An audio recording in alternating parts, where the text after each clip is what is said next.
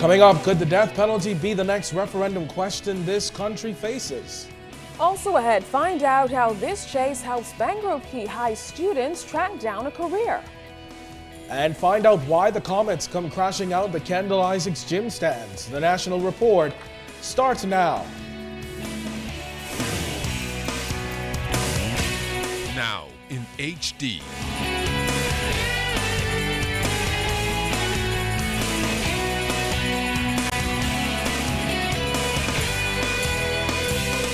ZNS Network presents The Bahamas Tonight.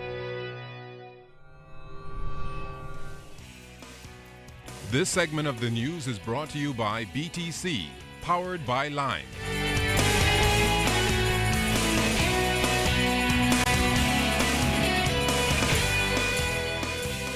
Breaking news tonight, 2 police officers are in hospital tonight after 27-year-old Ronaldo Adderley, a man wanted for questioning, opened fire on the officers. That's right. Here's what we know. Around 3:45 this afternoon in the Pinewood area, police on patrol were following a man who they believed was involved in killing a woman on Sunday.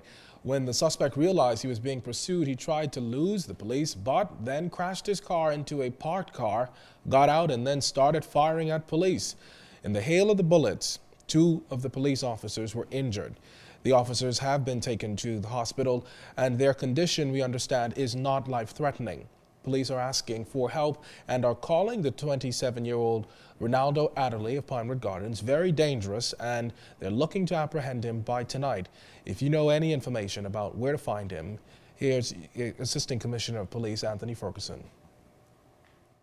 Let me say that this is an extremely vexing problem for me. Officers who are out there trying to keep the peace, and you have criminal-like nature, does not concern about the life of persons who have no regards for law and order, and they will do anything to try to get away. He's extremely dangerous, and this is somebody who we do not want to spend the night out on the street. He has a gun, and he has no regard for human dignity. Of course, ZNS News will continue to follow that story. Good night to you all. I'm Keishla Adderley. Thanks for joining us. Yes, and I'm Candino Knowles. The president of the High Court is calling for Bahamians to decide whether to keep the death penalty in the referendum questions. And as Fern Carey tells us, the Court of Appeal president made those comments today before the Constitutional Commission. The issue of when to apply the death penalty continues to be a controversial matter. However, President of the Court of Appeal, Justice Anita Allen, says the time has now come for Bahamians to settle the matter in a referendum. And to give our citizens the opportunity to decide whether the death penalty should be retained as a mandatory or as a discretionary punishment, or whether it should be abolished. I encourage you to include the appropriate questions on any referendum you may recommend. Justice Allen also disagreed with an earlier suggestion made by former Chief Justice Sir Burton Hall calling for the abolition of trial by jury. She said it is a fundamental right that ensures a fair trial. As for the reasons commended by Sir Burton Hall for the abolition of jury trials in the Bahamas, namely that the system of trial by jury is, to quote him, inefficient, prodigal of resources, and unfair. While I agree jury trials in their current form are less efficient and more costly than bench trials, I am also of the view that these issues may be easily fixed. Any financial cost of such reform is likely to be small compared to the worth of trial by jury to our country. Justice Allen also indicated that an earlier suggestion she made to amend the law to ensure that poor litigants are provided with counsel at the public's expense be taken a step further. Having given it further thought, I submit to you that the ultimate protection can perhaps only be afforded by the amendment of the Constitution. This submission is made because Article 19(2) gives the right to persons arrested and detained and who can afford it to be permitted to instruct and retain counsel of his choice, and moreover, to hold private communication with him without delay. Regrettably, the right to hold communication with counsel soon after arrest and detention is not similarly given to a person who cannot afford to retain and instruct counsel. Fern Carey, ZNS Network News. Well, close to 200 investors converged at the Atlantis Resort for the Global Financial Summit 2013. This year's theme, Market Solutions to the World's Problems. Minister of Financial Services Ryan Pinder addressed investors at this morning's session, promoting the Bahamas as a first-rate financial center. Jimenita Swain tells us more about Pinder's selling points. Since the re-establishment of the Ministry of Financial Services last year, its Minister Ryan Pinder says much emphasis has been placed on demonstrating the Bahamas' viability as a financial services industry of choice.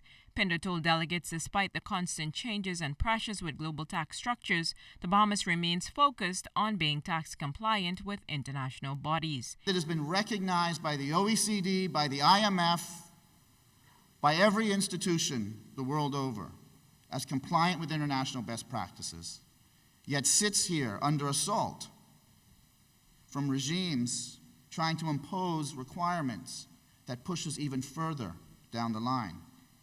Pinder says in addition to a strong financial services sector and tourism industry, the Bahamas continues to enjoy political stability as a nation. The recent general election is evidence of that. Stable democracy, stable transition.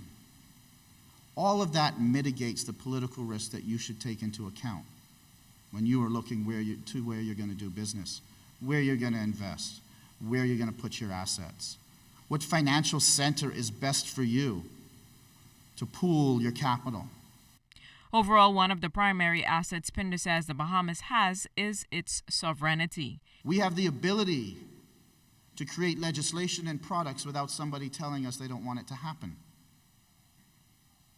We have the ability to pass budgets without somebody telling us that budget is no good. We have the ability to advance the development of our country because of our sovereignty that sets us apart from many of our competitors in this region. Minister Pinder reminded delegates that the Bahamas offers a robust, regulated and financial business center. And of course, if that's not enough, he says location will do the rest. Jimenita Swain, ZNS Network News. Well, police have captured another group of migrants in Inagua, the second in as many days. The group of 44, 39 men and 5 women, was arrested around 1:55 yesterday afternoon. Police say the 44 illegal Haitian immigrants were spotted by the U.S. Coast Guard on a 40-foot wooden sloop in waters just off Inagua.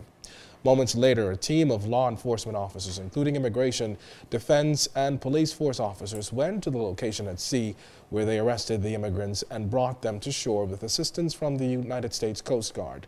Well, back on Tuesday, 89 immigrants were also arrested in waters off Inagua. Florida's Palm Beach Post newspaper online is reporting that a 52-year-old man from the Bahamas pleaded guilty in federal court on Tuesday to trying to smuggle 8 illegal immigrants into South Florida. The article indicated that Preston Russell and the 8 people left the Bahamas in his small boat on November 13th. He intended to bring them ashore in the Jupiter area, but the Coast Guard caught him offshore early the next morning when his boat stalled out. The Florida report stated that none of the 8 passengers had visas or any type of authorization to enter the U.S. The online report confirmed that Russell pleaded guilty to 1 charge of attempted alien smuggling. He'll be sentenced May 7th. He faces a minimum mandatory sentence of 3 years in prison and a possible maximum sentence of 10 years behind bars. Well, parliamentarians moving to modernize the country's center of decision-making. Just last night, a 7-member committee was appointed to make recommendations on a new parliamentary complex for the country. Well, the committee, which was appointed by House Speaker Dr. Kendall Major on Wednesday night, will be chaired by Minister of National Security and Leader of Government Business in the House, Dr. Bernard Nottage. Also on the committee will be Foreign Affairs and Immigration Minister Fred Mitchell, South Beach MP Cleola Hamilton, Bamboo Town MP Renwood Wells, Central Grand Bahama MP Nico Grant, St. Anne's MP Hubert Chipman, and North Eleuthera MP Theo Neely. The committee must present its report on or before May 1st. The same committee is to inquire into and make recommendations to the House on all matters pertaining to powers, privileges, and immunities of members of Parliament, allowances and benefits, and to inquire into the feasibility of the construction of a new parliamentary complex. And while members of Parliament say the new complex is a necessity, the opposition told members this is not the time to build it. Our Cheyenne Thompson has more in this report. The committee is responsible for updating antiquated policies and modernizing the functions and systems that operate Parliament. Among the issues raised were the salaries of members of Parliament. To date, the average salary is $28,000, and according to members, it hasn't changed for more than 30 years. I've been recently looking at the contradictions in the public service on salaries. I'm looking at national insurance where basic salary was $170,000 for the director. I'm looking at the College of the Bahamas where someone could leave a $117,000 job as a middle executive of national insurance and go to the College of the Bahamas and get offered $135,000, when at the same time I'm appointing a new financial secretary and I'm laboring over the fact that I got to pay him $80,000. At a time when the Director General, when he was first appointed, who became Minister of Tourism, was paid $250,000 a year. Leader of the opposition, Dr. Hubert Minnis, telling members the resolution seeks to give Parliament the necessary tools to function properly. Meanwhile, he had one concern. I'm a little disappointed in that one other element was not added to this resolution. We're a country of long-standing democracy, and I would think that it's time that we look at an official residence for the Prime Minister. Member for West End and Bimini, the Honourable Obi Wilshcombe, agreed with Minnis. Why should we be afraid to give the Prime Minister a residence? Why? Because it's Christie? Or because it's Ingram? Are we serious? It's not about the person. It's about the office, Mr. Speaker. Member for Long Island, Loretta Butler Turner, explained the duties of Family Island MPs who may have more of a challenge with larger constituencies.